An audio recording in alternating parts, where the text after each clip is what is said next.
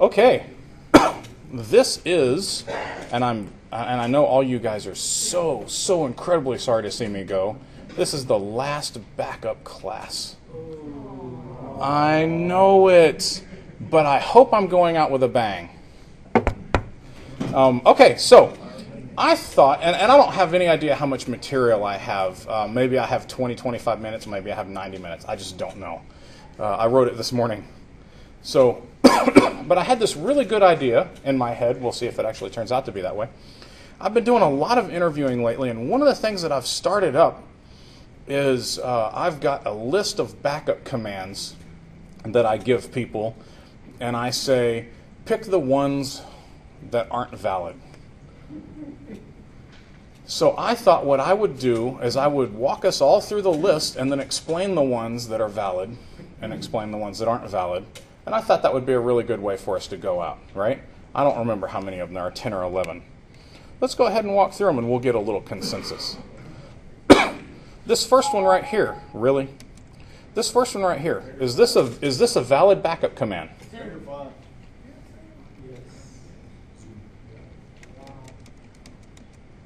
How's that? There we go. Another one? There we go. I just turned that into a 7-page doc. Okay. So this first one is valid? Everybody agrees? Is the second one valid? This one right here. No. Why is this second one not valid? Let's give me a reason. No recovery. Yeah, I know, right? You can't back up with no recovery, right? That's just stupid. This is a valid command. Yeah, everybody gets this wrong. This is why we're going to go through the list and talk about some of these. Okay, so this is going to be our first demo. Woohoo! Alrighty. So, taking this is when you take a tail log backup. Okay, so let me go ahead and ask some of you gurus out there who got this right. When would you do a log backup with no recovery? Yeah, tail the log. Great, I just said that. You're going to have to shout a little softer than that. I can still barely hear you. You're trying to get a tail log backup. If your data file is gone, No. It also kicks everybody out. Right. Okay, so we've got a lot of disjointed answers. Most of them I can't hear, so I'll just go ahead and explain it. So when you would do this is you're actually forced to do this during what we call a live restore. Okay? So there is no way to back up to do what you can in Oracle, right, and like take an offline SQL backup. So if the database is offline, you can't back it up, right? So there is no way to take a backup offline. So other than kicking everybody out of the system, there's really no way to ensure 100% that after you back up, there are no more transactions going to hit the database, right? So what this does is when you back it up, is it forces it in no recovery mode, which locks the database, nobody else can get in there, and now you're guaranteed to get the tail of the backup. And I'm going to show you a couple nifty things on this. Let's go ahead and let's do an initial backup. Well, I might even want to connect to the database. I said I might even want to connect to the database. I got to do this first. It's going to blah, blah, blah, blah. Stop. I don't know what you think you're doing, but stop. All right, let's. Oh, it's in the middle of a restore. See, I did that. I got that connection thing, and now it's just in between. Give me a sec to. It was that initial connection problem. I gotta find one with recovery. We'll get back here in a sec. Oh, you're gonna start like that, right? Okay, fine. Be that way. Then I'll just do an initial restore from one of the ones that I did earlier. Log Restore database.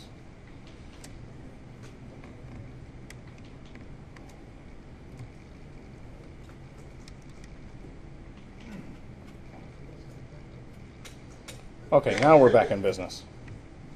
Okay, so when I do this, I do an initial backup. Now I'm going to just run through a series of updates and log backups just to kind of get some stuff going. I'll do these in conjunction with each other. Oh, because I need to be in the database. I would like one more stupid thing to happen during this demo. Okay, I'll do number 2. So I'm just forcing a bunch of log activity so I can have some valid log backups is all. And then number 3. Good, so I've got all these guys. Perfect. Now, when I do my live restore, if I set this with no recovery to this guy right here, let me go ahead and drop that database. No, I'll leave it there. It's fine. That's right. Now, I get this error message. And this is what no recovery is all about, right? It says the tail of the log has not been backed up. Either run the backup with no recovery or something, right? So what this is this is a feature that came in SQL 2005 that it's one of those stupid clause error messages, right? It keeps you from doing something that you shouldn't be able to do. It knows that there are live transactions in the database, and it doesn't want you to accidentally overwrite them, right? So it tells you unless you back up, unless that last log backup is done with no recovery, which takes the database offline, you could miss something, so it's not going to let you do that. This is only valid if and only if the next operation you're going to do is a restore and you've got those open transactions. Okay? So how do I get around this? I put the replace to tell it specifically, yes, it's okay, I want to overwrite this database and its log and everything's fine. Cool.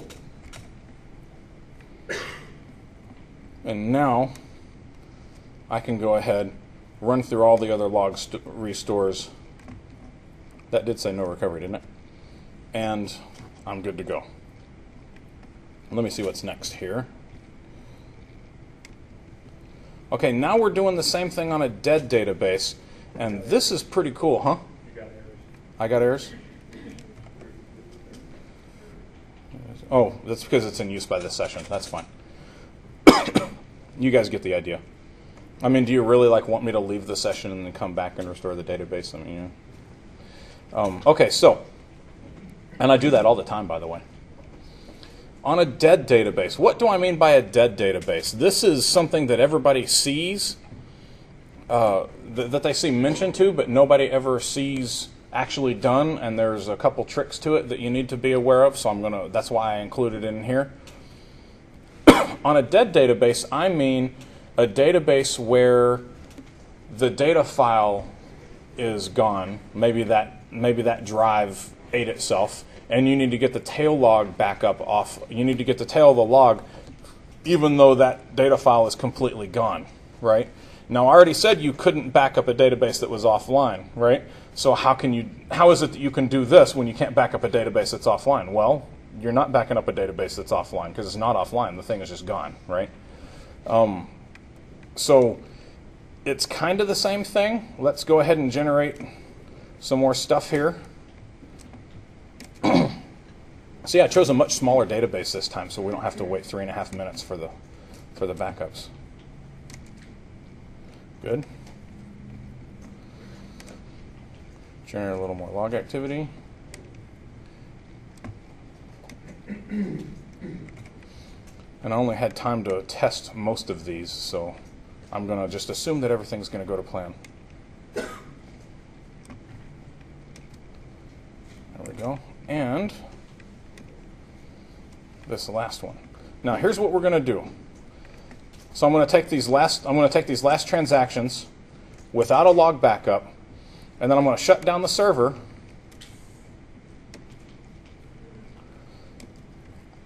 And I'm going to come down here and I'm going to change.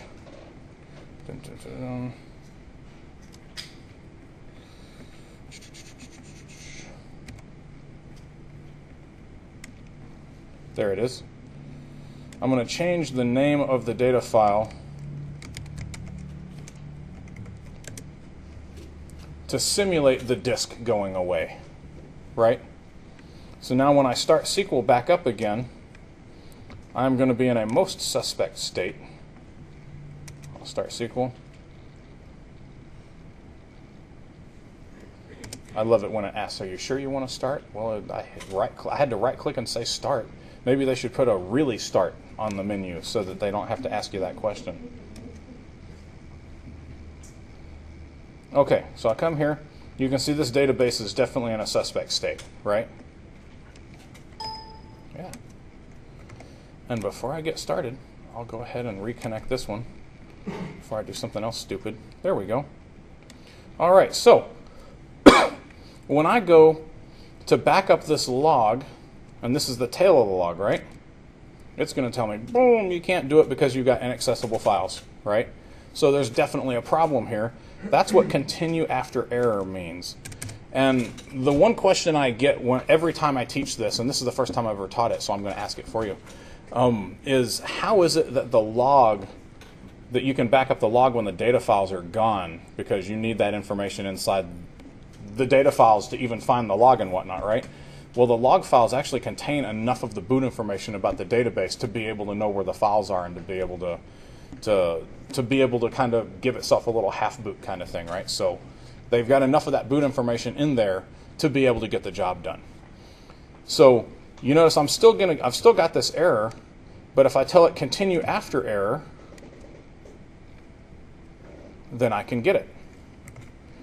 Now when it comes time to restore, I do the no recovery.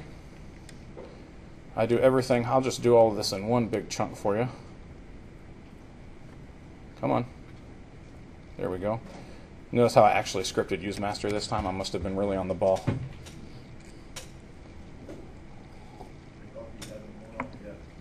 Yeah.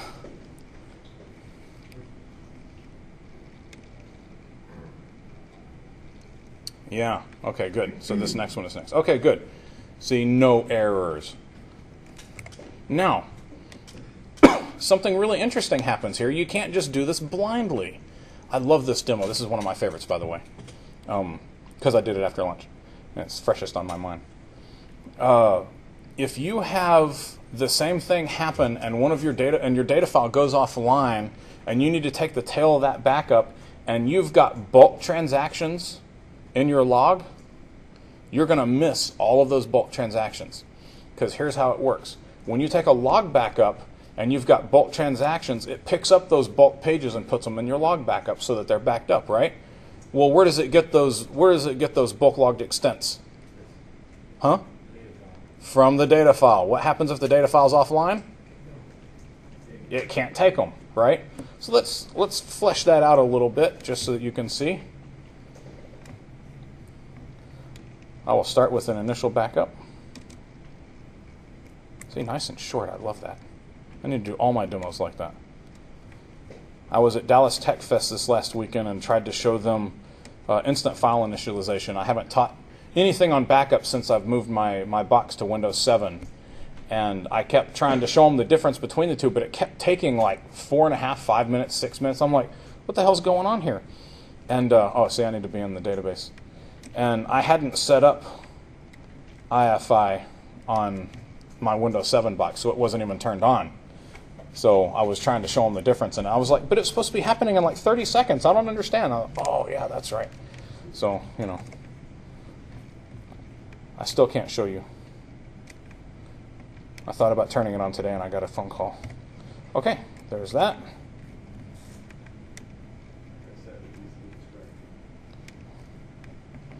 You said right. There's that one.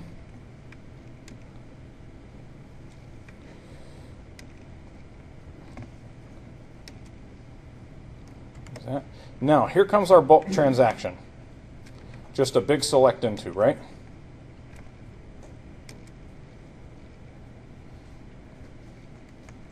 Yeah, I see. You guys don't let me forget to take that statement out of there.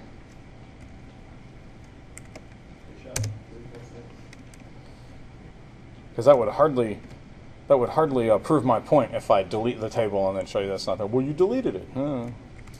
Okay, now I'm going to shut down. So the very last thing in there was a bulk transaction, right?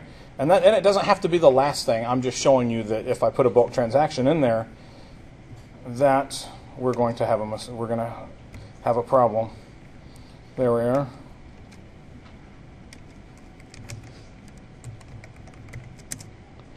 Okay, let's start this guy back up again.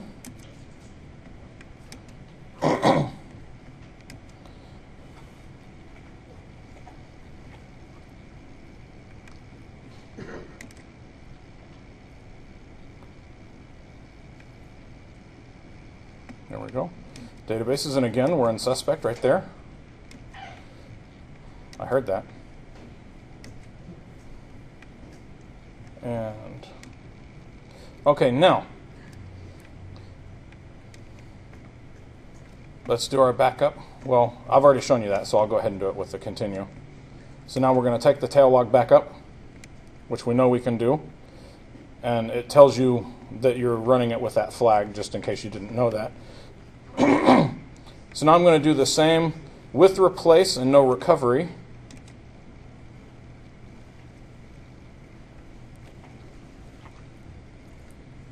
There we go.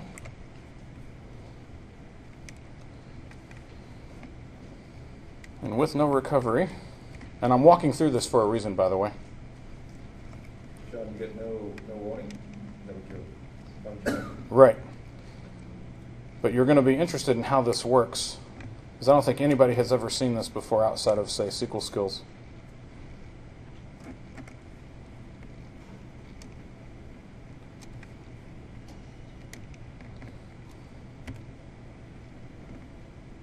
Okay, so you see you get an error here when you hit the log transaction, when you hit the log backup that has the bulk transaction in it, right? So you're going just fine until you hit that bulk transaction, and then it says, so now I have to continue on error. And it's a good idea. You notice how I have that on every one of them? If you don't know, and you don't know there could be bulk transactions all throughout, and you know that that's a possibility, then you might want to put that on every single one of them. That's why I put it on all of them and commented it out. Now the thing that you're not expecting. But did it not hit saying run with continue after error option?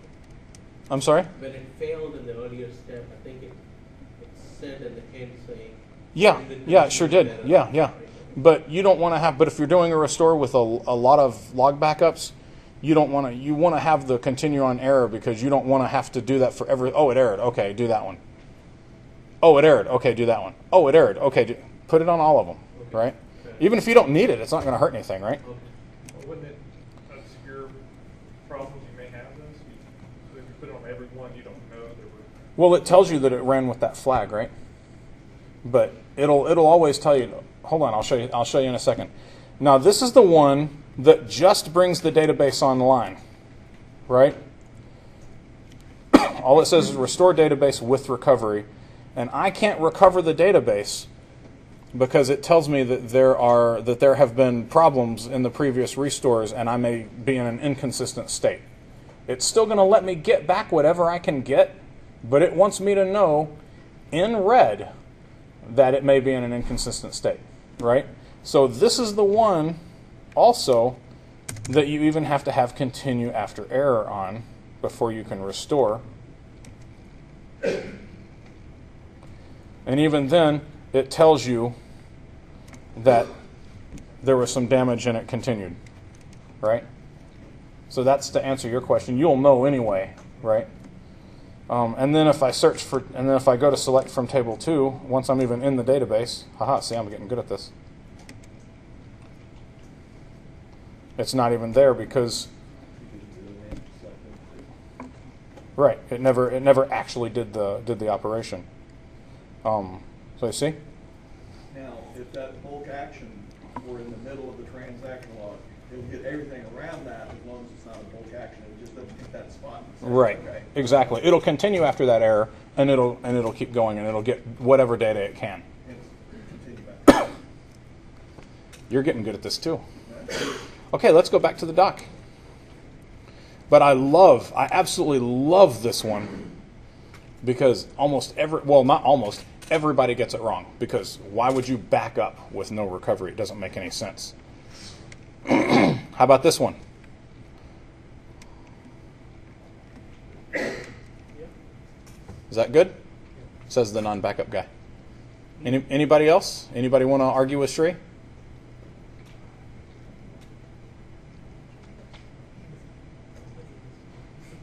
Oh, you're right. No guesses? It's invalid. The right idea is there, but the syntax is incredibly wrong. It's always backup database or backup log. It's never backup file group. Restore database with recovery?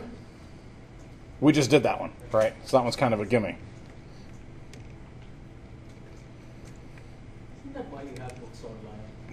This is one of my favorites too. You're digging me in syntax errors now. Ha, that's with table only.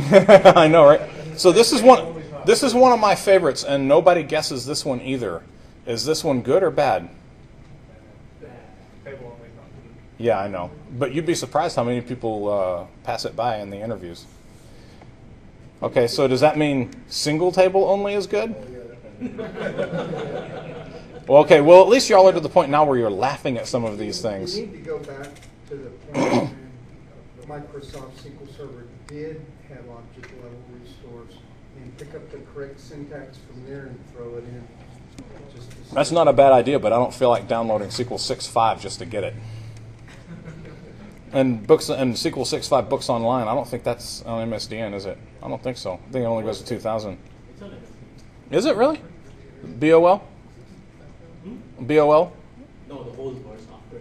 Well, no, I said BOL. I don't want to download the whole thing. All I need is BOL. I bet I got BOL 6.5 on hard drive somewhere. Send me that syntax if you want to. That'd be because I honestly just don't remember it. Yeah. Okay, so single table only is bad. How about this guy right here at the top? Is that valid SQL?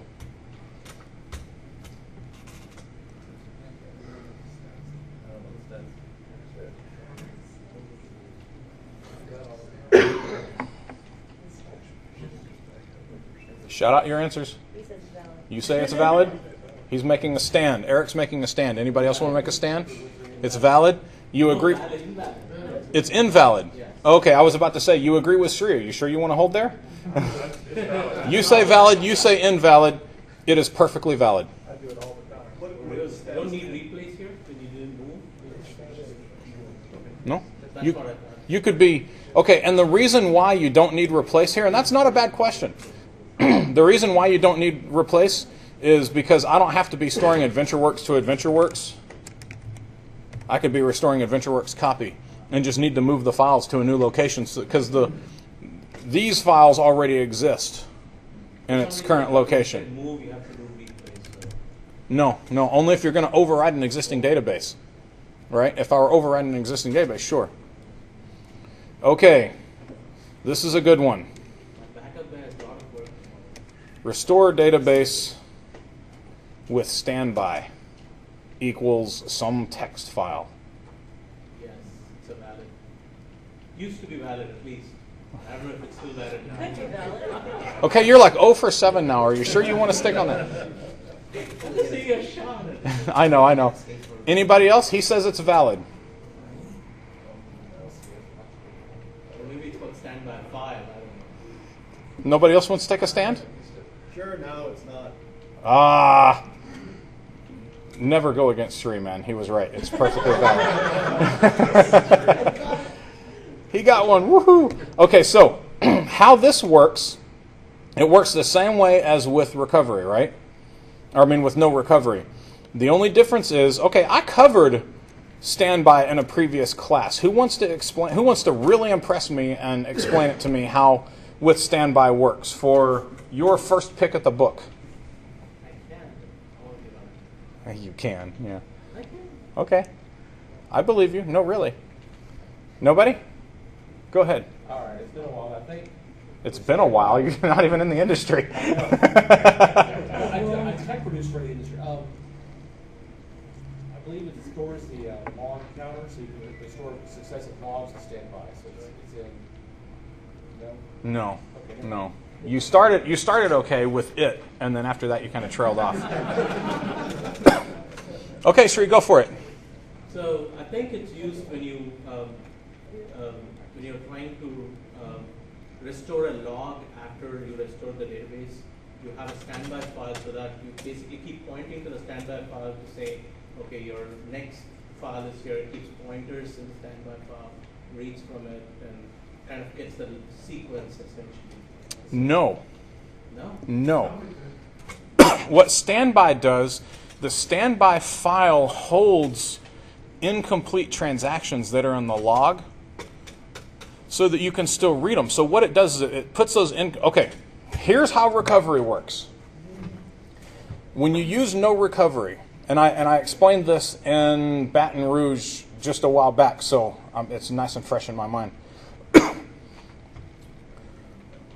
When you have multiple log backup files, okay, any transaction can span as many log backups as you have, right? So you can take log backups every 60 seconds, right? So you could have one that is contained with, most of them will be contained in that one backup file, but some of them will be stretched throughout, right? And when you restore file 1, SQL has no idea how long that transaction is going to go on, right? And it's the ACID properties, right? Every transaction has to have a beginning and an end. It is one chunk of work, right? Kind of like people. We have to have a beginning and an end, right? There can never be such thing as really somebody cut in half and still live, right? I mean, cut completely in half, not just, right? Like on a table saw. But that's what you're doing with transactions. If you cut off any part of a transaction, SQL has no idea what came after it, right? It could have been 100,000 things, or it could have been just one little tiny thing. It has no way of knowing, right? So if that transaction is incomplete, it has to roll it back because you can't have half of a transaction, right? So when you use with no recovery, it tells it that you're going to restore further log backups and to not roll back those incomplete transactions. When you say recovery, anything that is still incomplete at that point will get rolled back. So if you've got a transaction that's like, oh, let's get ridiculous, 70 log backups long, right? And you restore all the way up to that last one and it still isn't complete, it's going to roll back that entire transaction all the way back across those 70 log backups, right? Everything that was contained in that transaction is going to go away. What standby does, because standby mode, no recovery, locks the database, nobody can get in, nobody can get out, it's just there, waiting for more log restores, right? What standby does is it allows you to get in and read the database, so it puts it in read-only mode. There's a couple reasons for that, right? Number one, so that you can restore a log backup, see if what you need is in there. If it's not, then you restore another one, see if what you need is in there, and so on, right? So you can step your way through backups that way. It's also really good for reporting. We do that in log shipping all the time, right?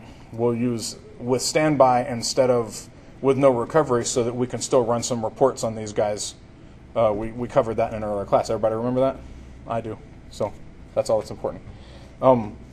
So what the standby does is it still recovers those transactions. I mean, it still rolls back those incomplete transactions so you can recover the database. Only it puts them in that file so that when you restore subsequent log backups, it goes in and reads the beginning of the transactions out of those files and sees if they're in there, and then it'll go ahead and roll those forward as they complete. Does that make sense? So it's a way of letting you get in and read, but it puts those incomplete transactions in the file. So it actually does physically kind of do a rollback and puts it in there and then rolls it back out. Cool? So the standby acts kind of like a log for the backup? Or a log for the restore? not a log for the restore as much as scratch pad. Let's put it that way. You got a transaction, I haven't completed it here, so I put it in standby. I put it in the standby file so that it can. I apply another one, I say, have I got anything? Oh, I've got a complete, do I have a begin that matches down here? Yeah. Standby? Okay, now I can commit this whole thing? Exactly. Okay. It's almost Exactly. like a system backup log taken so that you can restore Sort of. Yeah. your next log. Now, if the file already exists, it'll overwrite it. What does it look like inside? Gobbledygook. Okay. It's binary. But if you're applying multiple logs or something like, if you're applying multiple logs, would you need a different standby for each one of those applications? No, it'll do it for the entire standby operation. Entire standby. Yeah. Okay. So it really helps. It's really cool to know how some of this stuff works, right? So now you can start making the right decisions. Do I want to use standby? Because that was the thing when I first started this. I knew that standby allowed me to open the database and read it, but I couldn't. It took me a long time to find out what that file was for. No, it wasn't documented way back when I started. Is my understanding is correct? Only incomplete transactions are moved to standby. Correct. How about this one? You can back Sometimes I wish. Okay, so everybody agrees with Sri. Are you sure you want to do that? Remember, I've pulled some magic out of here before. You're positive. Okay, yeah, you're right. Everybody, yeah. Schema only backup. I would say is a PowerShell script to do that. I would say is just stupid, but it would be really nice, wouldn't it? And Sri touched on it, but how do we do that? Schema only backups? PowerShell. That's right. You can do it through the GUI if you want to do that all the time. But in my shop, I've got a PowerShell that goes through all of my really important boxes, scripts out the entire schema every single day, and puts them by dates under folders, and it's really helped out a few times when devs go, oh my God, we just overwrote this SP and we have no idea what it looked like before. Dun, dun, dun. PowerShell hero to the rescue, right? Go to that folder. Go to the date you want. It can even be as much as like a week ago, and pull up the version that you want. It's really saved us a few times. The other thing it helps is Mine's fast enough. the other thing it helps is when people claim DBA's promoted the wrong version of the storefront. Right. Yeah, it's a good CYA utility. It really is. So I recommend it. I've got a script. I'll be happy to share it with anybody that wants it. It works fast enough. The only thing is now you got to write a routine to go in there and delete some of them because it'll just grow and grow and grow. And I've done this at 2 or 3 gigs now, and it doesn't come in handy every week, but about a couple times a year, a good couple times a year, you're able to pull somebody's butt out of the fire. And it's I had mine go into the source repository, so I would overwrite the files and then do the check-in. Oh, I see. And let the repository worry about the differences. Well, you're smarter than I am. And another thing that I use it for is creating shells on dev or test boxes. If they just want to shell the database to be able to create their own data, then I can very easily put it there and create a shell. So it's good stuff. Okay, so how about this one?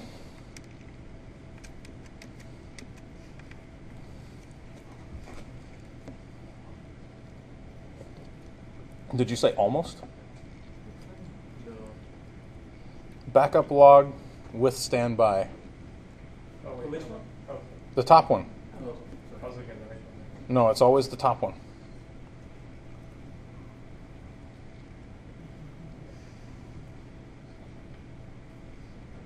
I'm gonna say no, but I see a lot of really mixed. Everybody's really confused by this one. No, I don't think so. Yeah, this one's valid too, guys. If you can do no recovery, you can do standby. Yeah. He said, "Is there a point to that?" I've thought about this a lot. They both do the same thing, except with standby, leaves it in read-only mode. Unfortunately, to get it into standby mode, it has to kick everybody out of the database, right? So the only reason I would consider that this is something that you could do, right? I mean, whatever you need to do, I'm glad it's in there, right? Is we've got to back up the database and leave it so that we got to back up the tail and leave it so that nobody else can write to the database, but these two guys have to finish their reports or something's going to hit the fan, right? My show is going to hit the fan, and it has to be done right now, or you have to get in there and query some other stuff before you restore the database. That's the only thing I can think of, right? You don't have time to query the database while people are still writing to it. So you close it for writing and leave it still open for you. That's the only thing I can think of. I've never used this, but it looks really good in an interview thing for people to check off. So, okay, knowing fully well that you can back up a database and use it for as a replication restore, right? Is this valid? No. Are you sure? Whenever I've restored, the replication settings are messed up when you restore it, so I've never seen a backup for it. Yeah, but you've never seen any of these others either. Yeah. So are you sure? I think I'm going to bet on it and say yes. Yes, you're sure that it's not valid? It's not valid. Anybody else? Nobody wants to go against Sri, huh? How bad can I go, right? I mean, Yeah, I know, right? 2 right and 8 wrong. Okay, so sorry, man. You're right. It's not valid. Yeah. But you can use a backup as a replication base, but the backup is just a backup. It's just how you're using it. You have to change a flag in the publication, not in the backup. And the last one, I think it's the last one. We'll find out in a second. Now, what makes this one interesting is the fact that there's no path there, by the way. It's valid. Everybody, it's valid? Find the default path. It goes to the default location. Yeah, exactly. You've got a backup default directory for a reason, right? Okay. Everybody remember how to find and change the backup default directory? Because I showed you in one of the earlier classes. Config matters. Well, I use PowerShow. But does anybody know how to do it the snail way? Configuration surface area. I don't know if it's there in surface area. It's actually here in facets. Man, Eric is the man. They teach you guys stuff over there at your job. Yeah, this is going to take a second to come up. There we go. You come here. It's on server settings, right there, and you can change it right there. It's actually a much cooler PowerShell operation, but that's all right. Yeah, well, you know. What do you want me to do? Okay. Are we truly done with that? Because I've got a couple more restores. Yep, we're done. Okay. All right, you guys made it through. How did you do? Would you be hired? They got 0, I got 50%, right? I don't know. I wasn't counting. You ought to put your first one back up your file. Yeah, I should. Okay, don't save that. Okay, so we've got a couple other restores. Now, this is actually pretty interesting. When you're restoring, you can switch between no recovery and standby. So quite often, it gets semi-reported that you're stuck with one or the other. And let me go through a couple of these things here. Let's just do this guy right there.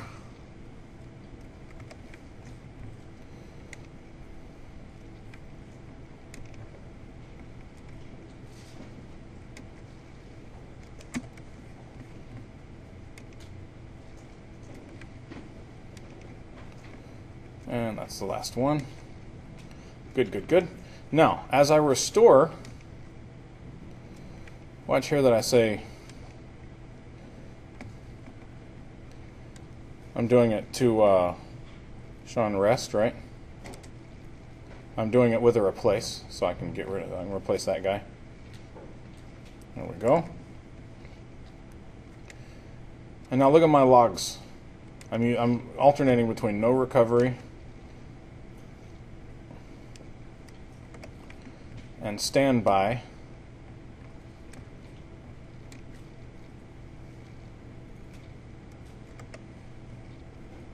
And no recovery. If we were to go look at that standby text file, there would be nothing in it because everything is happening within Yeah. each Yeah. log. And then there you go. We should be recovered. Yep, and we're recovered. And I'm not sure if I have one more demo or not. Nope, that was it. That's the end of the demos. Okay, so that's all I wanted to show you guys tonight. I loved going through that list with y'all. No, that's big fun. I'm usually just on the other side of the table. It's very adversarial, and they're asking, well, can you really do that? Shut up and answer! So, you know, it's good to actually be able to explain some of this stuff to some of you guys for a change. So Now these guys can interview. now these guys can interview, yes. Get them all right. Yeah, and you better get every single one of them right. But I hope that I did a good job of helping you reason out whether or not these options are valid, so that when you go to use some of these, because it can be hard. I mean, you know, you look at 10 backup commands and you go, well, I don't know. It all starts to look the same after a while, right? But I hope now that you can at least reason it out. Why would I want to do a log backup with no recovery, right? So, and of course, now here's a thing. If I can switch between standby and no recovery, can I switch between recovery and no recovery? Or even better yet, if I'm going to, because what recovery does clearly is it takes any transactions that weren't committed and it rolls them back, and then it recovers the database, right? So going between recovery and no recovery clearly is not an option. But can I go between, reasoning it out now, can I go between recovery and standby? No. Well, yes, you've already shown that you could do a backup and backup. No, can I go restore with recovery, and now can I turn around and say with standby, knowing that standby is going to take those uncommitted transactions and write them to a file? You mean with recovery, comma, standby? I'm sorry? With recovery, comma. Oh, good God, no. It'd go, somebody said something. There wouldn't be any unrecovered. Yeah. Where is it? You guys are starting to reason this stuff out. Very good. That was my best trick question I could come up with right now. But good, you guys are starting to, that's what I want. I want you guys to be able to start reasoning this stuff out.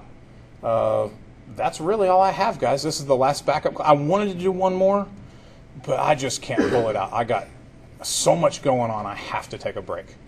And I'm going to start taking suggestions. I already got an excellent one, but I'm going to start taking suggestions and wishes for next year's class.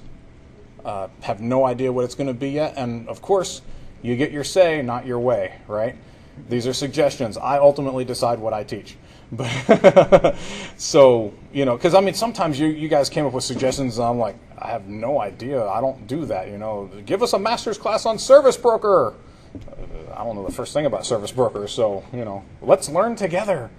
And I've heard some people call this a master's backup class, and it's really not.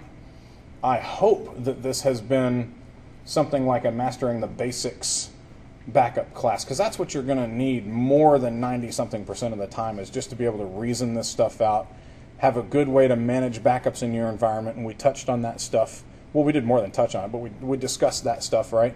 So just all of these the first classes are online, and all of these classes will be online.